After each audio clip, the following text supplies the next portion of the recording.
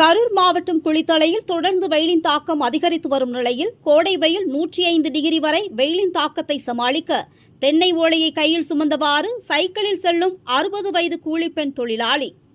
கரூர் மாவட்டம் முழுவதும் வெயிலின் தாக்கம் நாளுக்கு நாள் 100 டிகிரி 105 டிகிரி அதிகரித்து வருகிறது. ஓரிரு நாட்களில் சித்திரை மாதம் திறக்கவுள்ள நிலையில் வெயில் சதத்தை தாண்டி கொளுத்தி வருகிறது. இதனால் மதிய வேளையில் நகர்ப்பகுதி மற்றும் கிராம பகுதியில் உள்ள வீதிகள் வெறிச்சோடி வருகிறது. இந்நிலையில் குளித்தலை ஒன்றியம் இனங்கூர் பஞ்சாயத்து பகுதி காகம்பட்டி காலனி தெருவைச் சேர்ந்த விவசாய கூலி தொழிலாளி கன்னியம்மாள் வயது 60.